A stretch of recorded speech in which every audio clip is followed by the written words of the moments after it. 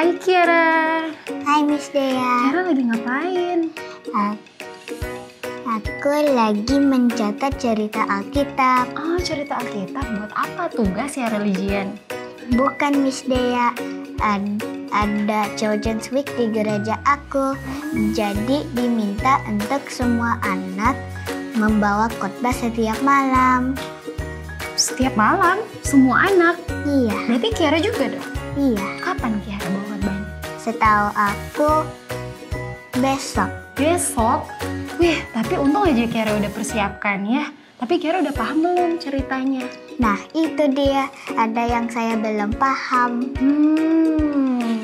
Kayaknya seperti cerita di Alkitab deh tentang murid-murid Yesus. Waktu itu, Yesus juga sedang mengajarkan sesuatu kepada mereka. Tapi mereka juga belum mengerti sama kayak Kiara. Tapi Tuhan kasih solusi buat mereka. Kata Tuhan, harus meminta Roh Kudus biar boleh membantu mereka untuk memahami firman Tuhan. Jadi Kiara, apa yang harus dilakukan biar bisa memahami firman Tuhan? Kita harus meminta Roh Kudus.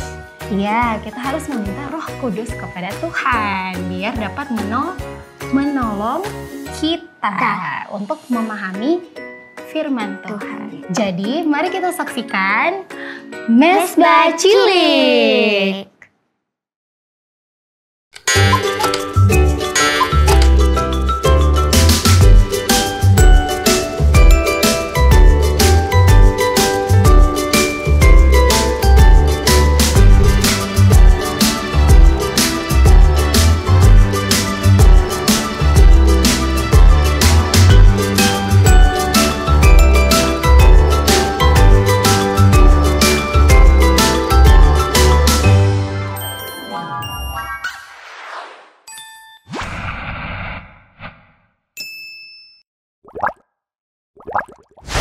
Pernahkah kamu harus menunggu sesuatu yang sangat kamu inginkan? Kamu meminta kepada ayah atau ibumu dan mereka berkata kamu harus menunggu sebentar. Yesus berjanji untuk mengirimkan Roh Kudus kepada murid-muridnya, tetapi mereka harus menunggu. Ketika Roh Kudus datang, itu tidak seperti yang mereka harapkan. Kota Yerusalem dipenuhi dengan orang-orang. Jalanan berdebu penuh dengan para pelancong yang berisik dari seluruh dunia. Orang-orang berteriak dan mendorong jalan mereka melalui kerumunan. Keledai mengembik, bayi-bayi menangis. Ribuan orang Yahudi mengunjungi kota suci Yerusalem untuk merayakan hari raya Pentakosta. Para murid dan banyak orang percaya berkumpul bersama, menyembah dan berdoa kepada Tuhan. Tetapi tidak ada seorang pun dalam kelompok itu yang mengharapkan hal menarik yang akan terjadi. Tidak pernah terjadi hal seperti itu sebelumnya. Tiba-tiba terdengar suara aneh dari langit. Terdengar seperti angin yang kuat dan kencang. Tapi itu bukan angin. Suara itu masuk dan memenuhi seluruh rumah. Kemudian suara itu menghilang. Pada orang percaya saling memandang. Mereka melihat sesuatu yang tampak seperti lidah-lidah api. Api itu menyebar ke seluruh ruangan dan menyentuh setiap orang. Roh Kudus. Para orang percaya tiba-tiba dipenuhi dengan Roh Kudus. Mereka dipenuhi dengan Roh Kudus Tuhan sama seperti para nabi dulu. Mereka hampir tidak bisa percaya dengan apa yang sedang terjadi dan mereka mulai memuji Tuhan dengan keras. Kerumunan di luar rumah semakin besar. Apakah kamu mendengar apa yang aku dengar? Mereka bertanya satu sama lain. Kemudian kerumunan mendengar sesuatu yang berbeda. Seolah-olah semua orang dalam rumah itu berbicara dan berteriak pada saat yang sama. Sekarang apa? Diam, dengarkan. Seorang pria dari Syria mengayunkan tangannya ke udara. Aku mendengar seseorang di rumah itu berbicara dalam bahasaku. Aku juga. Seorang pelancong dari Mesir terkejut. Seorang di rumah itu berbicara dalam bahasaku. Omong kosong. Suara kasar terdengar. Orang-orang di rumah itu hanya mabuk. Mabuk. Beberapa orang yang tidak tertib berseru. Petrus dan para rasul lainnya keluar dari rumah. Petrus mulai berbicara dengan suara yang sangat keras sehingga semua orang bisa mendengarnya. Hai orang-orang Yahudi dan semua yang tinggal di Yerusalem, Katanya, dengarkan aku dan biarkanlah aku memberitahu kalian apa artinya. Orang-orang ini tidak mabuk seperti yang kalian duga. Petrus kemudian memberitahu kerumunan tentang Yesus. Dia mengatakan pada mereka bahwa Yesus telah mati untuk dosa mereka. Dia memberitahu mereka bahwa Yesus telah bangkit dari kematian dan sekarang berada di surga. Dia memberitahu mereka bahwa Tuhan akan mengampuni dosa-dosa mereka. Dia berjanji bahwa mereka juga bisa menerima hadiah Roh Kudus dari Tuhan. Orang-orang mendengarkan dengan tenang, dan banyak orang percaya apa yang mereka dengar. Sekitar 3.000 orang memutuskan untuk mengikuti Yesus Kristus. Roh Kudus juga akan memenuhi hidupmu. Dia akan membantumu untuk memberitahu orang lain tentang Yesus. Dengan siapa kamu akan berbagi kabar baik ini?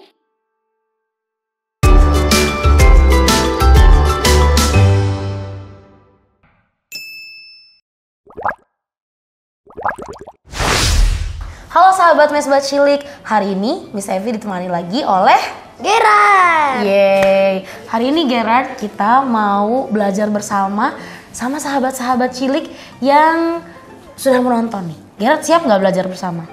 Siap. Siap, oke. Jadi Miss Evi mau tanya dulu sebelum kita mulai. Gerard, kalau misalnya Gerard lihat warna pelangi itu, Gerard tahu pelangi nggak sih? Tahu. Tahu nggak pelangi ada berapa warna? 7. 7. Gimana bikin 7? 7. Ya sama ya, 7. Oke. Jadi kalau misalnya nih tuh dari 7 warna ini ada apa aja sih? Oranye, Merah dulu dong. Merah, biru, kuning, orange, ungu, hijau, sama pink ya. Pink. Oke. Jadi dari 7 warna ini, kalau misalnya tiba-tiba warna pelangi itu nggak ada lagi 7 warna, tapi sekarang tinggal 1 warnanya, kuning. Kira-kira bagus nggak Gerard? Enggak. Atau misalnya warnanya jadi putih aja, nggak ada warnanya gitu. Bagus nggak kira-kira pelanginya? Enggak. Yang bikin pelangi itu bagus karena warnanya ada banyak. Nah, hari ini kita mau belajar kenapa sih Tuhan suka memberikan warna-warna dalam kehidupan kita. Emang gunanya apa? Nanti kita belajar itu ya. Oke. Jadi kita mau belajar menggunakan plastisin. Coba Gerard kasih tahu Miss Evi, ini apa namanya? Mangkuk. Kalau yang ini? Tepung terigu. Pinter. Kalau ini apa nih? Minyak. Di sini ada 3 botol nih, botol kecil. Ini apa sih? Pewarna makanan. Warna makanannya ada warna apa aja? Coba dibaca. Merah, Ini biru, ini kuning tua. Ada 3 ya. Terus ini ada apa? Air. Ada air. Hah, ini putih-putih nih. Ada banyak. Ini apa sih Gerard? Garam. Terus ada sendok yang kecil buat Gerard, yang besar buat Miss Evi nanti ya. Terus di sini ada gelas. Buat apa ya semuanya ini ya? Kita mau bikin plastisin. Sebelum kita bikin plastisin, kita pakai dulu sarung tangan supaya tidak kotor. Pakai dulu. Ditiup, coba ditiup kayak tadi. Yah, terbang. Baru masukin tangannya biar muat. Dah, satu lagi.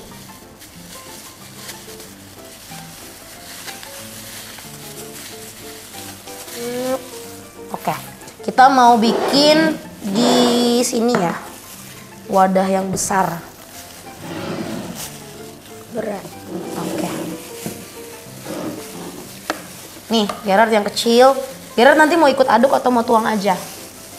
Aduk. Ikut aduk juga? Ya. Yaudah nih, berarti ini buat Gerard yang kecil, Sevi yang besar. Oke. Pertama-tama Gerard tahu nggak cara bikin plastisin gimana? Tahu. Coba. Yang pertama dimasukin apa? Tepung terigu. Coba masukin pelan-pelan. Masukinnya setengah aja dulu. Be careful. Dibantuin nggak? Oke. Sip, sudah. Kita geser biar nggak tumpah. Terus sekarang masukin apa? Setelah tepung terigu. Minyak. Selain minyak, yang cair yang lain apa? Air. Oke. Coba masukin airnya. Sedikit-sedikit ya, biar nanti jangan kebanyakan. Lagi. Oke. Sekarang Miss Evi aduk. Diputer-puter. Biar cepat jadi adonannya, jangan ada tepung yang masih sisa. Keluar. Oke. Nah, ini wah, kayaknya nggak bakalan langsung jadi nih Gerard kalau misalnya kita tidak tambahin barang-barang bahan-bahan yang lain. Oke? Ditekan pakai 2 tangan. 2 tangan ditekan. Nah, gabungin lagi yang sama yang bawahnya. Kalau bikin warna hijau caranya gimana? Biru dan kuning. Ish, pintar. Diapain biru dan kuningnya? Diliatin? Enggak, Diapain? dicampur. Campur, emang iya? Iya. Bisa coba ya. Ini ada biru sama kuning. Ya. Siap? Ini ditumpahin. Coba aduk. Aduknya harus yang kayak gini. Coba bisa dipraktekin ya. Jadi biar tekan, baru diginiin, gini, baru gini lagi. Gini, baru gini lagi. Nih, jadi Gerard tahu nggak kalau misalnya plastisin itu tuh kayak kehidupan kita. Tahu nggak? Jadi misalnya nih, kalau misalnya Ini ada yang keras. iya ada yang keras ya. Kalau misalnya ini nih kan plastisin kehidupan kita. Jadi Tuhan itu selalu berusaha untuk membantu kita menjadi yang lebih baik. Tapi Tuhan juga nggak lupa untuk kasih kita warna-warna biar kehidupan kita jadi lebih bagus, lebih indah. Gerard suka nggak kalau misalnya banyak warna di dunia? Iya. Kalau di kehidupannya Gerard lebih suka banyak warna atau sedikit warna? Atau nggak ada warna? Banyak. Gerard maunya ada warna apa aja? Semua. Apa aja contohnya? Biru, merah, kuning, hijau. Nah betul, jadi Gerard itu berkat-berkatnya Tuhan kasih beda-beda. Ada yang warnanya hijau, ada yang warnanya kuning, ada yang warnanya merah, biru, benar. Supaya kehidupannya Gerard jadi lebih indah. Udah jadi belum punya Gerard? Punya kita kok kayak tie-dye gitu ya warnanya ya? Iya. Tapi keren sih. Oke, berarti kesimpulannya kalau misalnya kita dalam kehidupan kita itu, kalau misalnya Tuhan cuma kasih satu warna, misalnya kita cuma dikasih warna merah terus nggak bakalan jadi indah. Makanya Tuhan selalu kasih berkat yang berbeda-beda. Ada yang warna merah, ada yang warna hijau, ada yang mungkin membuat hati kita bahagia, ada yang membuat hati orang lain yang bahagia. Jadi kalau misalnya seperti itu, mari kita selalu mengucap syukur untuk berkat Tuhan yang Tuhan berikan. Oke, sampai di sini dulu. Kita sudah selesai belajar bersama. Terima kasih banyak. Bye-bye.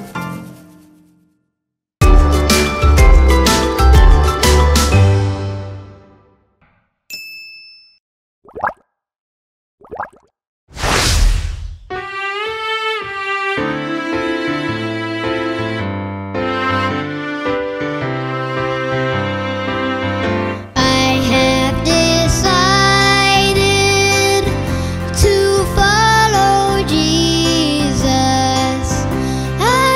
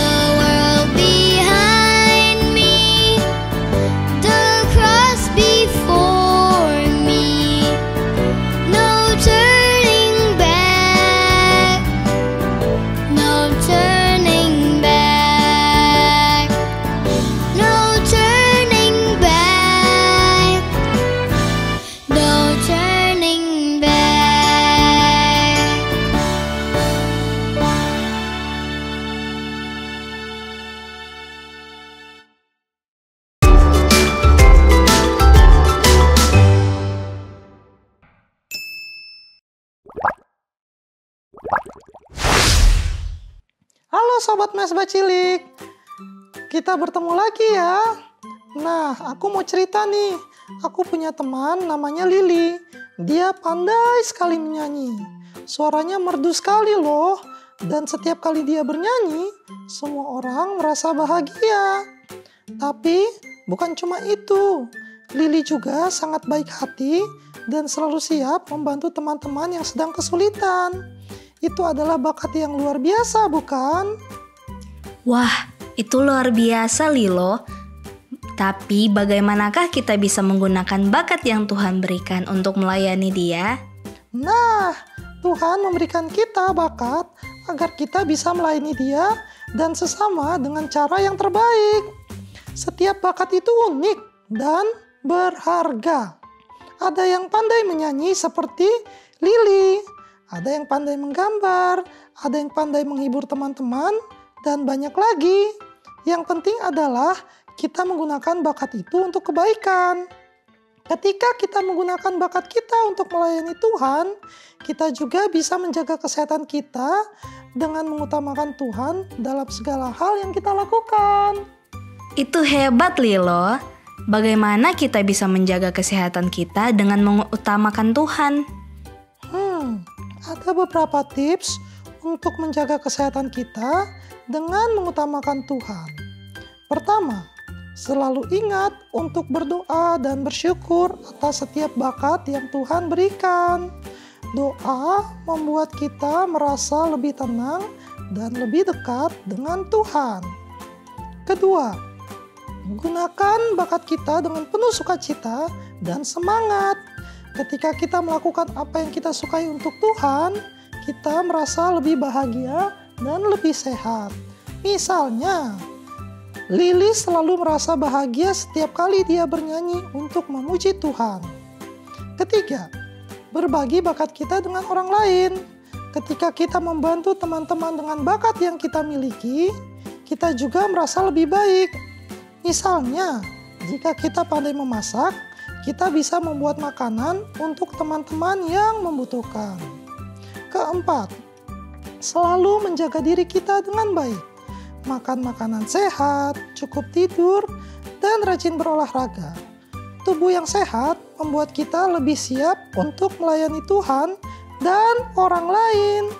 Jadi teman-teman, mari kita gunakan bakat kita untuk melayani Tuhan dengan cara yang terbaik. Dengan mengutamakan Tuhan dalam segala hal yang kita lakukan, kita bisa merasa lebih bahagia, lebih sehat, dan lebih dekat dengan Tuhan.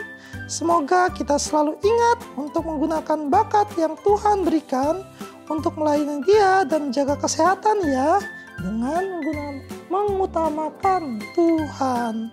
Bye Sobat Mesbah Cilik.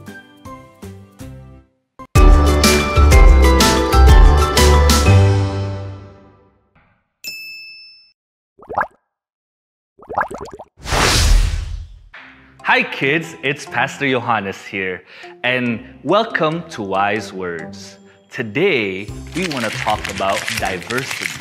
What's diversity, you ask? First, let me spell it out for you. We can spell it together. Diversity is spelled D-I-V-E-R-S-I-T-Y. Diversity. Diversity in Bahasa means perbedaan. See, diversity means that we are all different in many ways. How we look, where we come from, what we like, and all of these differences make each one of us special. I want you to take a look at all of these foods that's here on the board, right? Some people eat sushi, some people eat mie goreng, some people eat spaghetti, some people eat pizza. All of these foods are different, but they are all delicious. That, little kids, is diversity. And so remember, diversity means that we are all different and all unique in many different ways. And those differences that we have make this world exciting and wonderful.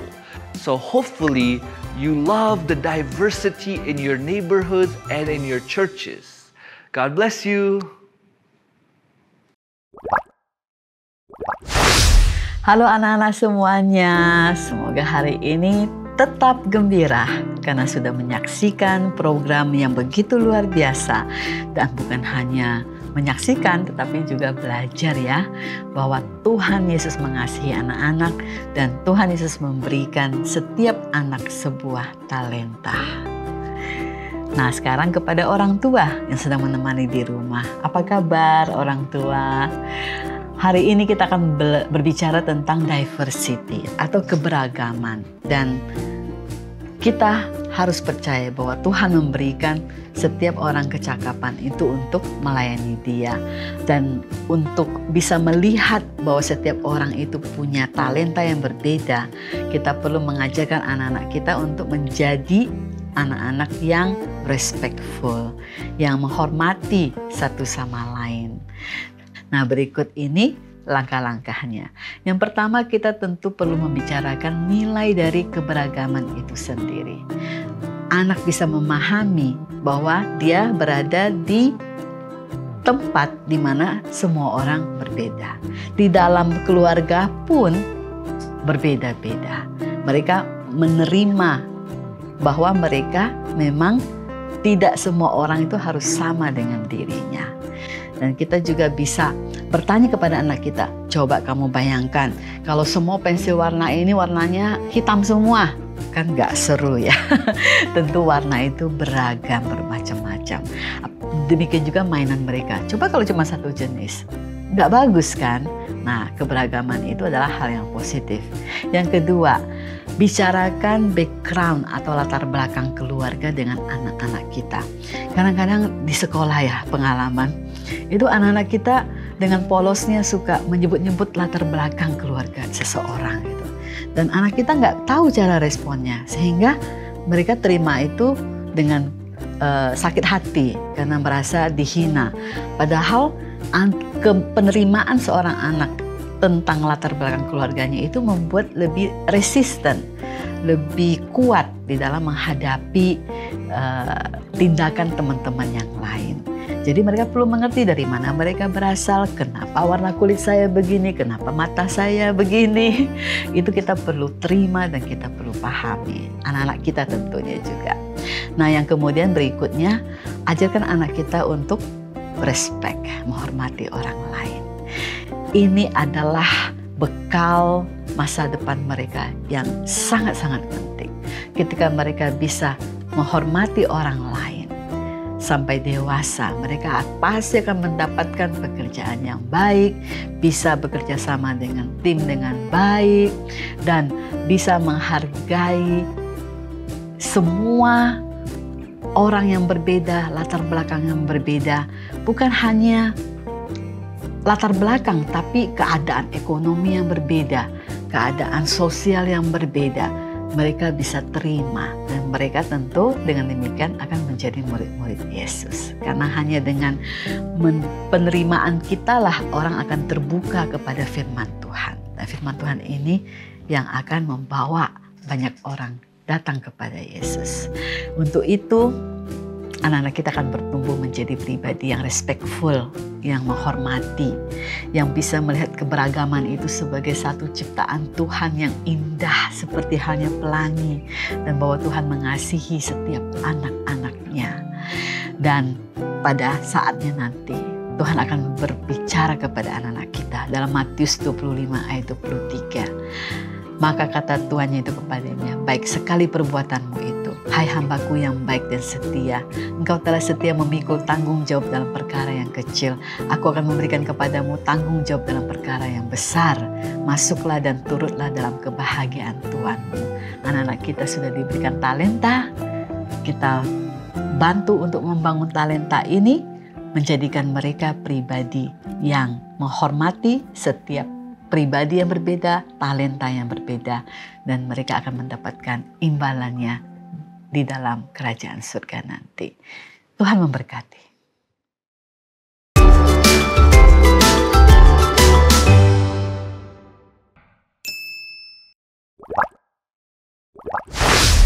Apa talenta atau bakat yang kamu miliki? Saya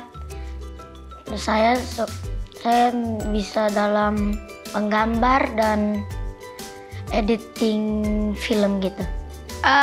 Aku nyanyi, terus bisa berenang, dan juga main piano. Talentaku menyanyi dan menari. Apakah teman-temanmu memiliki talenta atau bakat yang berbeda-beda? Ada apa saja? Ada teman yang banyak, seperti yang bisa main biola, gitar, suling, saksofon, nyanyi. Seperti teman aku bisa main biola. Ada yang berenang, ada yang gimnastik, ada yang balerina, sama ada yang main gitar dan biola. Itu ada temanku namanya Jerome, dia bakatnya itu kayak bisa gambar yang bagus gitu. Menurut kamu, mengapa penting bagi kita untuk memiliki talenta yang berbeda-beda? Supaya bisa beragam. Biar kita walaupun bakat kita itu berbeda, tetapi kita selalu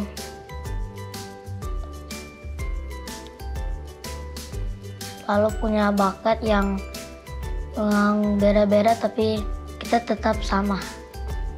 Kalau kita punya talenta yang sama, berarti nanti misalnya kita cuma bisa nyanyi doang. Kalau yang lainnya nggak ada talenta untuk main alat musik dan yang lainnya nggak pernah ada nanti alat musik. Bagaimana kamu bisa menggunakan talenta kamu untuk membantu orang lain atau melayani Tuhan? Berdoa kepada Tuhan. Jadi kalau bisa memainkan gitar, bisa menjadi gitaris di gereja, mengiringi gereja, dan kalau bisa main piano, jadi pianis. Menyanyi di gereja dan menari di sekolah dan di mana-mana pun.